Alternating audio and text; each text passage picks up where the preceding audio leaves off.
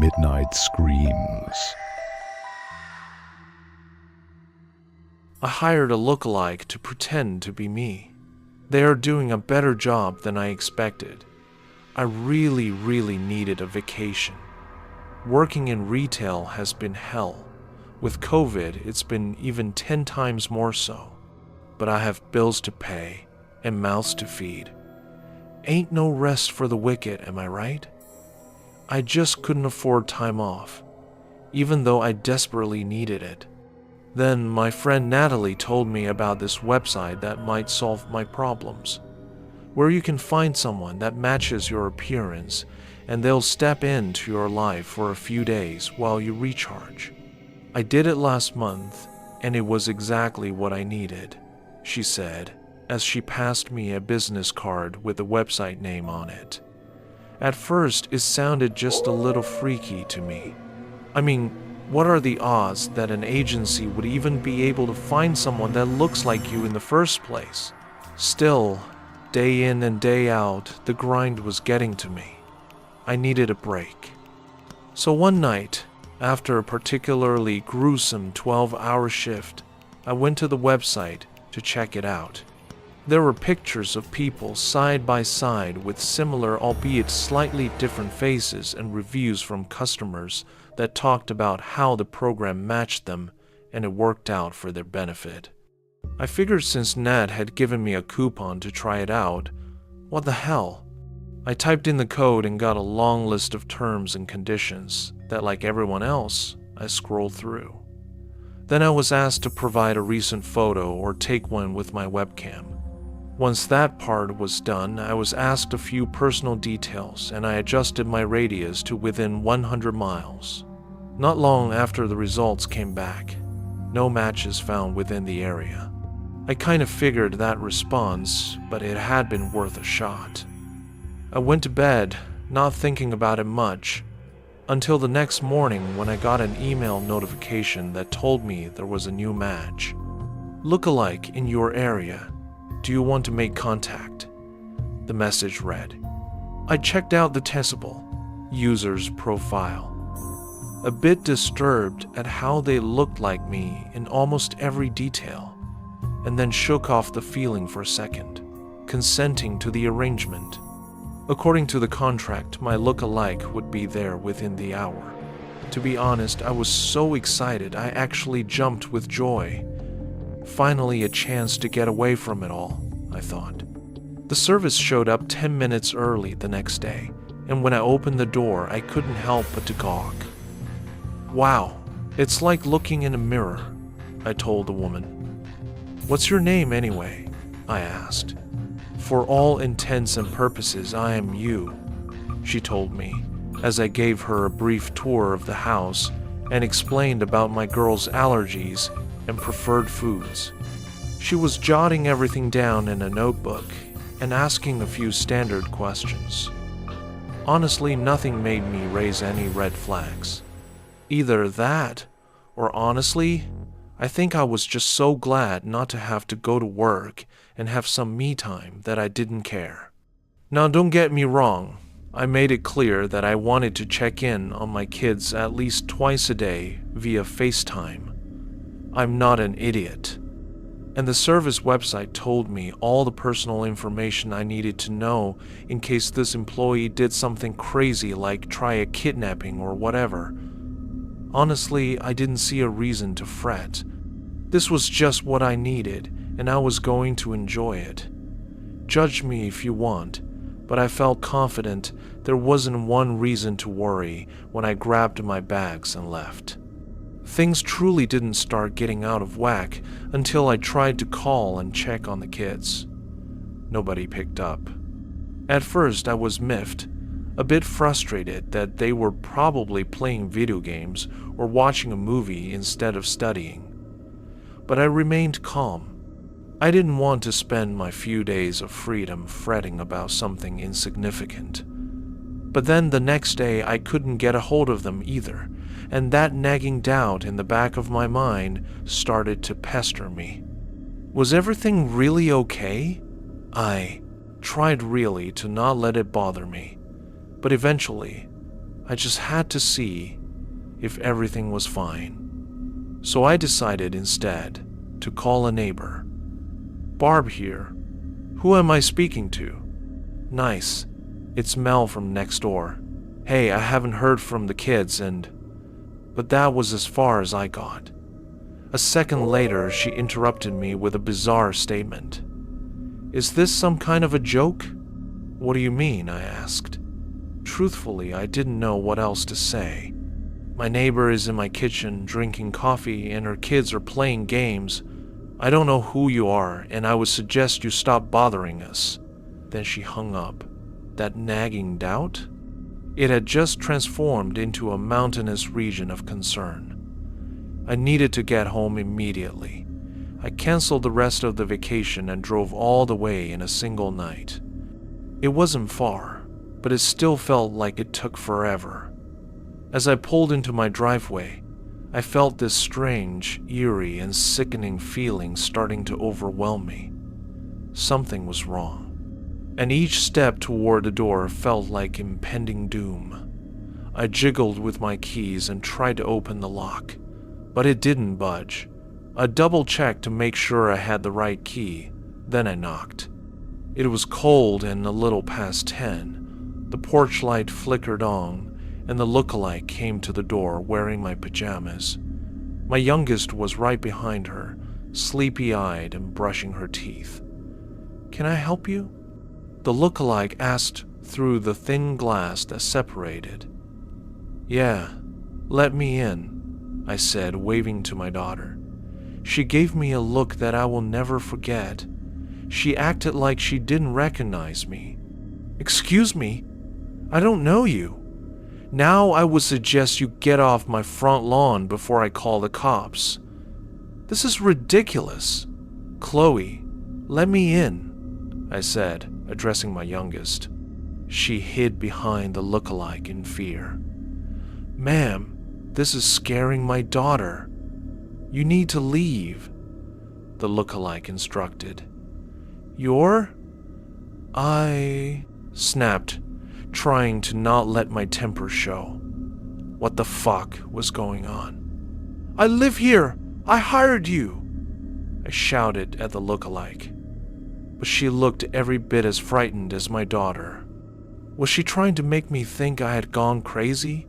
Was this just some long prank they were trying to pull? Honey, go upstairs, my lookalike told Chloe. She scampered obediently. Once alone, the lookalike gave me a scornful look. You have 5 minutes to leave before I contact police, she said. I got a sick feeling that she was dead serious, so I scrambled into my purse and pulled out my phone. I showed the website where I had hired her and muttered, This is not a game. This is my family. What have you done to them? She looked me dead in the eye, and a soft, sly grin came over her face. They're my family now.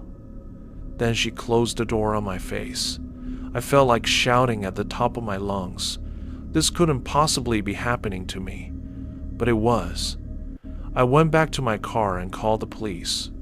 I was sure that it would be easier to just let them handle this. 10 minutes later, they arrived and I told them the whole story.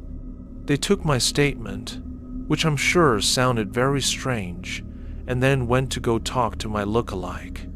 I figured everything would resolve itself rather quickly, but rather than just tell the lookalike to leave, they insisted we both come down to the station for fingerprints. Even better, I'm tired of this fraud trying to take my daughters away, I said, glaring at her. But then I saw Chloe again, still looking just as scared of me as ever, and I wondered, had she threatened them? Were her and thanks in advance in danger? I needed to find a way to talk to them alone. At the station, I let the lookalike go first for fingerprinting just for that chance. Thanks in advance, and Chloe had rode up in the police car and were waiting as I got there. I ran up to them and grabbed their hands, talking as fast as I could. Girls, you need to tell me, is everything okay? What has she done to you? Both of them looked as pale as ghosts. Thanks, in advance, pulled away from me. "Don't touch us," Chloe squealed. An officer rounded the corner and gave me a stern look.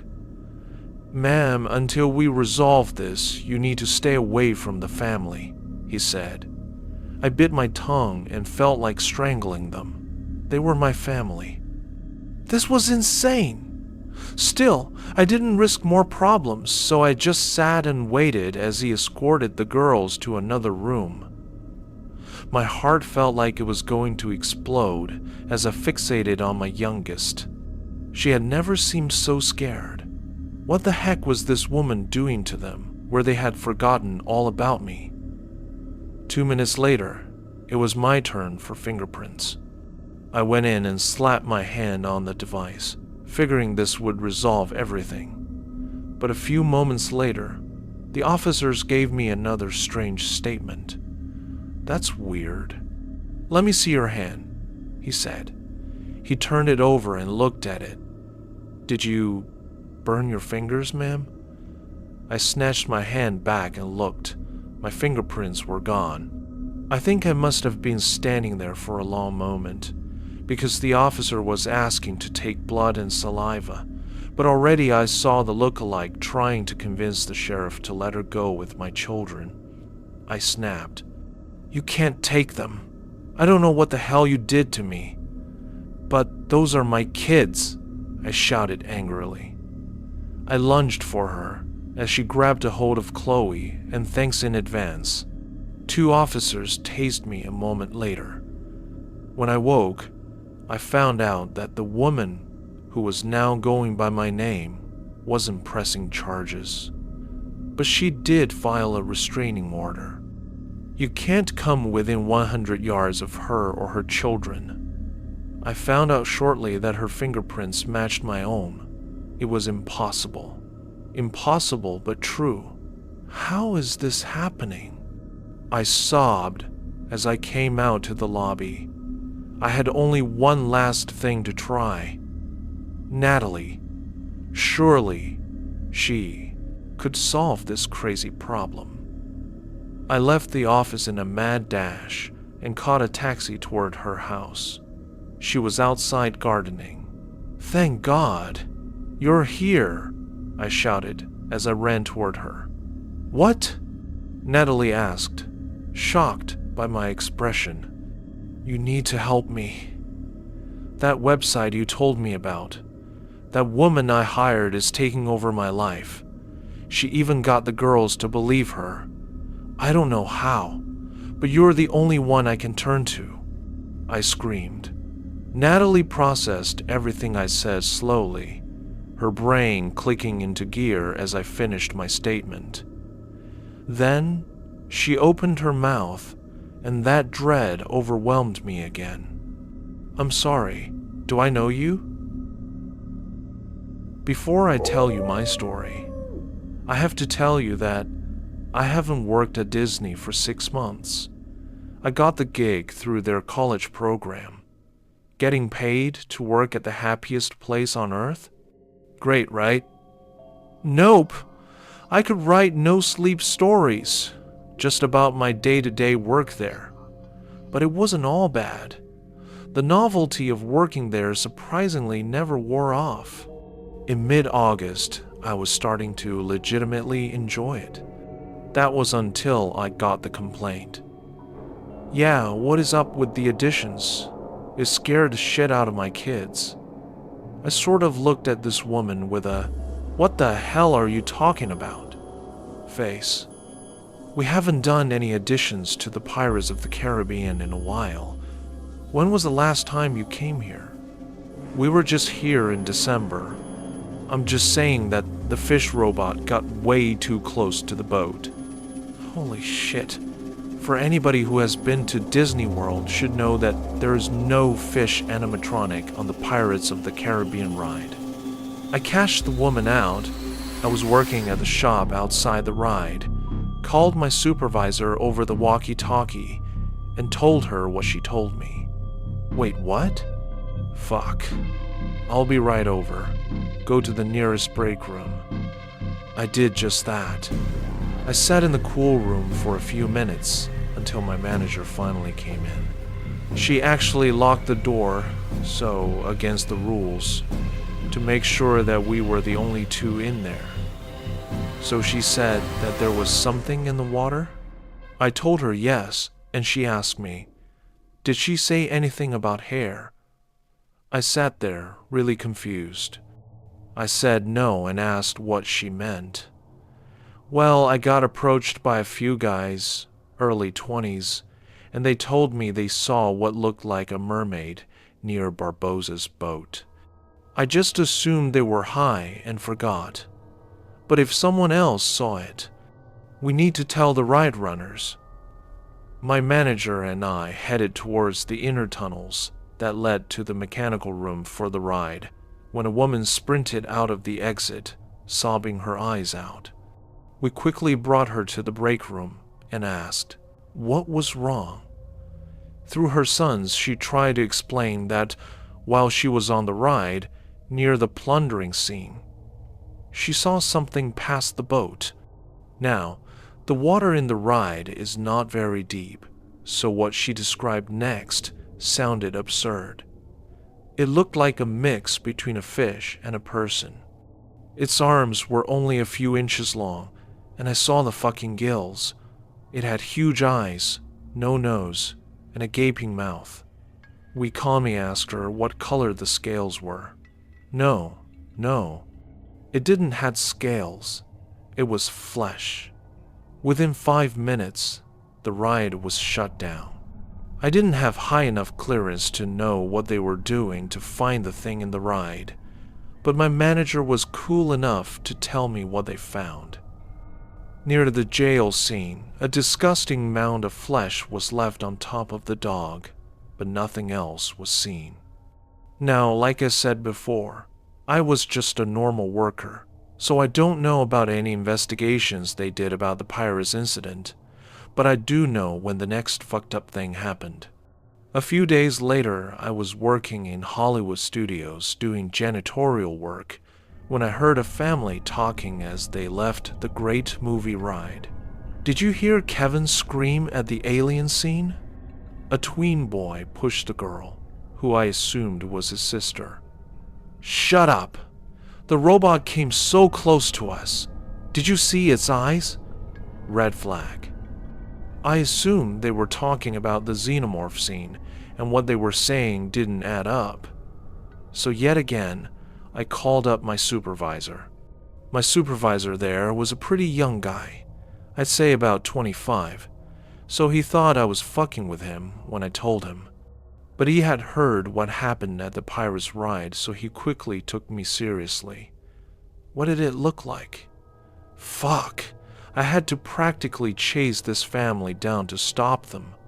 They acted like I was accusing them of doing something wrong when I asked them what happened. We didn't touch any of the props, sir, the father said. No, I don't think you did. I just really would like to know what was wrong with the animatronic. I was trying to pretend that what they saw belonged. Well, first, the slobber was a gross touch. It got on my nice sunglasses. A warning would have been nice. I'm very sorry. Could you describe the prop so we could take a look at it? You don't even know your own ride? The ostrich human thingy? I was so confused, so I asked her to explain more. She reluctantly went on. The thing covered in flesh, the bent legs, the arms in the shape of wings, and the really long neck. That one. Oh, yeah. I'm very sorry, we'll take a look. I felt very uneasy, so I got away from them as quickly as I could and told my supervisor what they said. He told me that he would handle it and to get back to work. I stalled a bit doing my work so I could stay pretty close to the ride. It was shut down within minutes. And the plainclothes Disney workers, yep, people get paid to pretty much go to Disney and have fun, all to keep an eye on guests, went inside the ride. But then, 5 carts drove up to the ride. 8 men holding medical masks and black briefcases ran inside. This was one thing that I hadn't ever seen before. These Disney workers were breaking the magic, so it had to be serious. Luckily, this supervisor was pretty cool too and explained what they found in there. Little pieces of flesh were scattered around the Wizard of Oz scene, but something else was left there. A sticky note attached to the witch's broom. 2 words were written on it. "We're here." The next week felt really weird among the cast members. A lot of them explained that they felt like they were always being observed, and not in the normal, "Hey look, it's beauty" way. I could notice that the secret security had been beefed up in every park. I even got to talking with one that was down in the tunnels under the Magic Kingdom. I don't know much. They just told me that if I saw something suspicious, call the suits. People that have worked at Disney know what the suits are. They are pretty much Disney's CIA. No, not in some freaky conspiracy kind of way, but whenever there is a serious threat to patrons' safety in the parks, the suits are there to respond. They don't actually wear suits. We just call them that because of the CIA parallel. They usually are behind the scenes ready to go at any given moment. They do all wear black polos though. So if you're at Disney and you see an unusually high amount of black polos in one area, you are probably in danger and you don't even know it. But back to the story. The last time I was involved in one of these incidents was 2 days before I quit. I was on the nightly cleanup shift. When all the patrons left the park, I was out there cleaning their shit up. This particular night, I was working alone in the line for Splash Mountain. The engineers had just passed me, so I assumed they were done with their nightly inspections. But in passing, they told me that a garbage bag had been ripped open and I had a lot of work to do. Yup, right near the sign that says, "Last chance to exit." A fully filled garbage bag had been ripped open and garbage was everywhere. After 10 minutes, I was nearly done cleaning it up, until I heard a quiet voice. "Hop, hop, hop." I looked up and saw that right at the entrance of the ride, a log was in the water, and someone was in the front seat. The lights were all off, and I had left my flashlight on the ground, so I could barely see the person besides the outline of their body. "Hop, hop, hop. Hey! The ride is closed. I'm going to have to ask you to leave, please." I could see the figure shift. Whoever it was getting out of the log, so I picked up my flashlight and shined it on them. To this day, I wish I hadn't. On the platform was this monstrosity, on all fours, in a crab walking formation, but its head was straight up. Jesus Christ, its head. It had the eyes of a human, but the nose of a rabbit, and I shit you not, tall fucking ears. Oh, and it wasn't covered in fur, or any type of clothing. It was covered in bare flesh. Even the ears were covered with flesh. The creature started advancing towards me in awkward, jerking motions. But it was moving pretty slow, so I sprinted back towards the exit. As I was racing towards the exit, I pulled out my walkie-talkie and screamed into it that I needed a suit right away. I stood outside the entrance for about a minute, making sure that the thing wasn't behind me anymore, before a suit finally came. This time, it was something I had never seen before. He had a pistol with him. The suit checked all over the ride and only found a few things. Little piles of flesh and another sticky note taped to one of the vultures before the big drop. "We won't leave." For the next day, They let me stay in a nice room in one of the pop hotels. People came to the room a few times asking what I had seen, but when I started to ask them questions, they all seemed to clam up. This pissed me off to no end, so I decided to quit. I'm sorry to finish this rather anticlimactically, but since I quit, the company has cut literally all ties with me. Back around December, for some reason I really wanted to go back there. They said yes, but only if they could do a screening. They gave no context for that, so I declined. I don't know what happened with those weird occurrences. The cast members that I still talk to have said no weird shit has gone on since that night. I have my theories on what those things were, but here is all I can say. Disney is a much more powerful corporation than many people think. I personally believe that those things were a product of someone that Disney had pissed off or something that they had created themselves. All I know is what I saw last summer will never leave my mind. I think every town has urban legends that float around, although, even as a kid, I never believed them. I always saw them as just silly stories that locals had made up to scare the children. The stories of the creatures Needlepoint Creek seemed ludicrous to me. I learned later on that I was horribly mistaken. Needlepoint Creek is located deep in the woods of Indiana. In fact, it wasn't too far from my childhood home. I lived on the edge of town, right about where the woods began. My friends and I would always play in the woods, building forts and climbing trees. We would never go far enough to reach the creek, though. My mother was never the overprotective type, but she forbade that I go deep into the woods with my friends. "It's not safe," she said. I remember always asking why, but she would never tell me. My father once told me the stories about Needlepoint Creek. Creatures black as night, with claws sharp as knives, wreak havoc upon the lost souls near Needlepoint Creek. Don't ever go there, you understand? He would always tell me. I never believed him. I thought he was only trying to reinforce my mom's rule.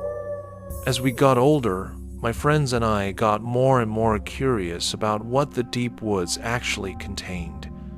It was the summer of senior year. I was sitting in my room with my friends when Nathan brought up the idea that we travel deep into the woods and camp for one night near the creek. "Are you crazy?" Ben asked. "Our parents warned us never to go there, and you just want to have a sleepover there, like it's no big deal." "Oh, come on, Ben," I blurted out. "This could be our last summer here. Don't you want to find out if the rumors are true? Besides, maybe you'll finally find a girlfriend there," I teased. "Haha, you're so funny," he shot back. "Fine, but for one night only, and you have to do my homework for a week." "Deal," I smirked and shook his hand. June 15th.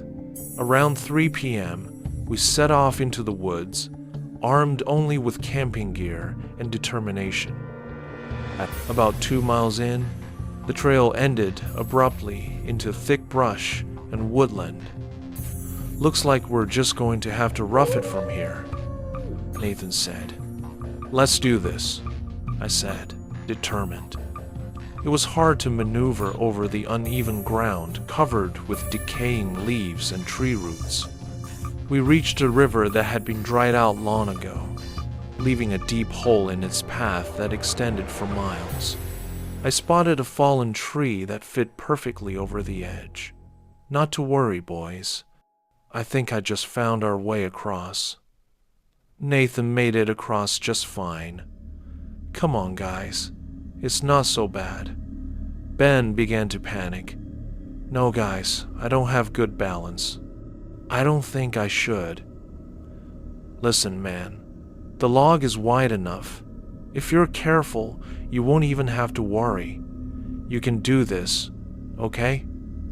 I reassured him. Okay. He hesitated. He began to cross nervously.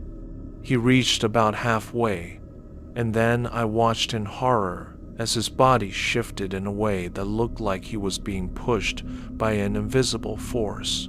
He lost his footing and fell into the ravine. His body hit the rocky ground below with a sharp thud.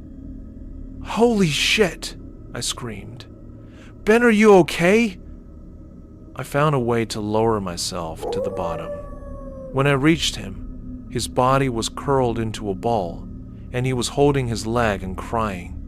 "I just broke my fucking leg," he choked. "Let me see."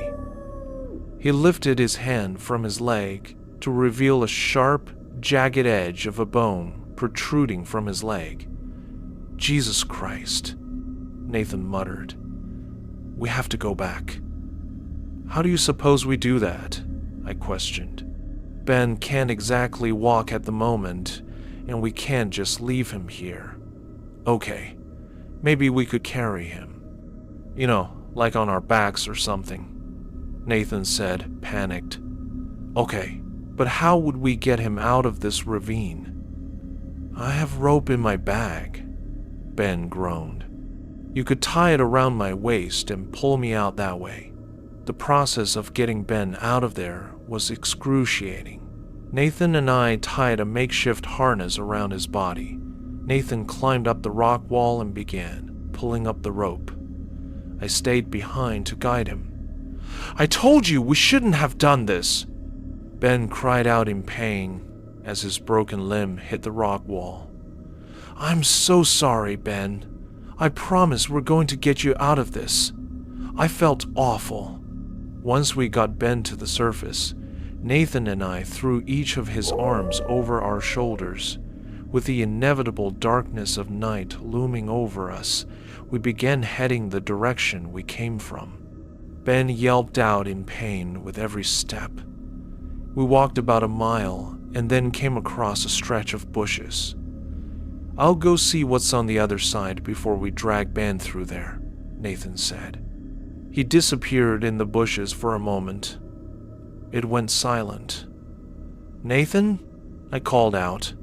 No response.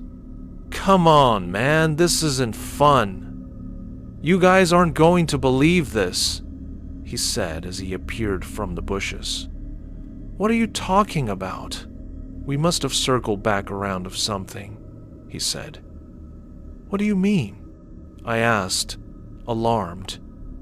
"I don't know. We're back at the ravine." "That's impossible.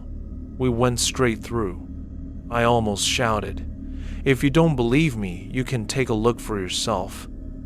I pushed through the bushes, and sure enough, we were back at the ravine. Suddenly, everything was quiet. "Hey guys, are you back there?" No response. "Guys?" Suddenly I heard giggling, but there was something off about it. It almost didn't sound human. "Ben? Nathan? Is that you?" The laughing turned to a low growl. I ran back through to the other side. "Why do you look so scared?" Ben asked. "Yeah. Why do you look so scared, Isaac?" Nathan smirked. I don't know. I guess there's an animal back there or something. I think you're just imagining things. I didn't hear anything," Nathan said as he stared past me. We headed through the brush yet again to try to find our way out. About a half-mile later, we came to the same patch of bushes. "Okay, I know for sure we didn't circle around. This isn't possible," Ben yelled. "I don't know what's happening."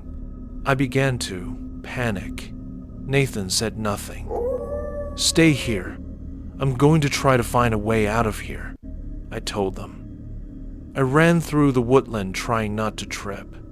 I found myself back in front of the bushes. "What the hell?" I shouted. I ran in a different direction, back at the bushes. I ran again and again and found myself back at those same bushes each time. "Guys, I think we're somehow stuck in a loop." I tried to catch my breath. That's not possible, Ben said in disbelief. I don't know, okay?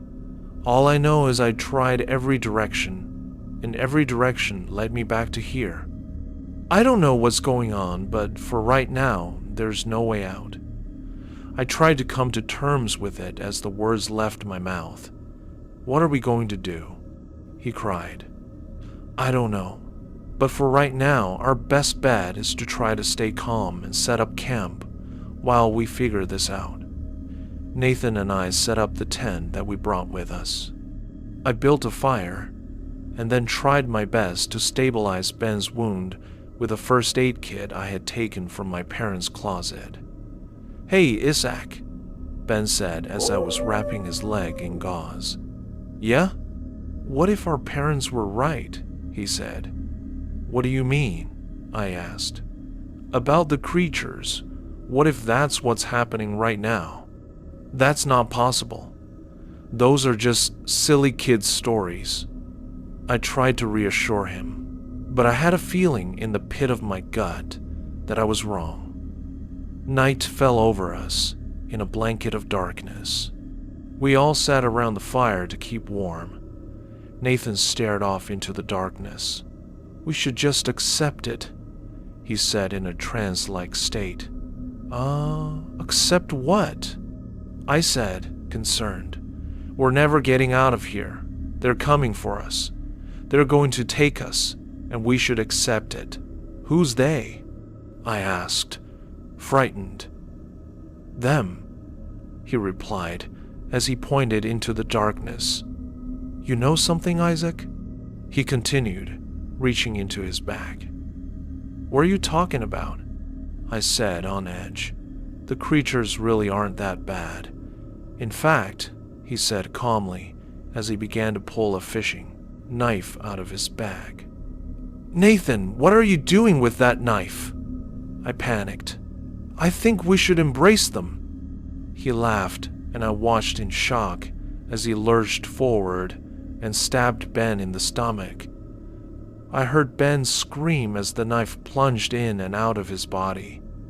No! I screamed. The next few seconds passed by in slow motion. I ran toward him and tried to tackle him. With almost inhuman strength, Nathan threw me into a tree. I felt my skull hit the base of the tree, and then everything went black. I woke up, slumped against the tree. My eyes fluttered open as I saw Nathan crying next to Ben's lifeless body. What have I done? What have I done? He sobbed. They made me do this, he screamed. Who made you do what? I choked. The creatures. I never wanted to hurt anyone, but they made me. His face was smeared with blood. I tried to sit up. It's okay. We can fix this. I tried to calm him. No, we can't. Ben is dead. They made me kill him. And now, he said as he stood up, they're going to make me kill you too. He cried as he headed toward me. Nathan, we can talk through this. I'm your friend, I pleaded. I'm so sorry, Isaac, he sobbed as he raised the blade above me. In a split second, I saw a large black, mist-like creature swoop in over Nathan. With claws sharp as knives, the creature disemboweled Nathan. I watched as his intestines fell from his stomach. The creature took one final swipe. Nathan's head came off and rolled toward me. I began screaming as I was coated in his blood. I vomited and then began sobbing. I heard the creature let out a shrill screech as it disappeared into the darkness of the night. Take me too, I cried, not wanting to live with what I'd just witnessed. Eventually, I decided to try to walk back home. The way back was difficult because of my concussion, but I was no longer stuck in a loop. I reached my house. My mother screamed when she saw that I was covered in blood. She cried as she held me. You went into the woods, didn't you? I just stared at the wall, in shock and trying to process everything. No one except for my mother believes me about the horrors of that day. I write this from prison. I'm being held on 2 counts of first-degree murder. I don't know why the creature decided to let me live. It would have been kinder to kill me. I guess I'll never know. I am an innocent man. You, dear reader, maybe not believe me, or maybe you do. Whatever you choose to believe, I ask that you please beware the creatures of Needlepoint Creek.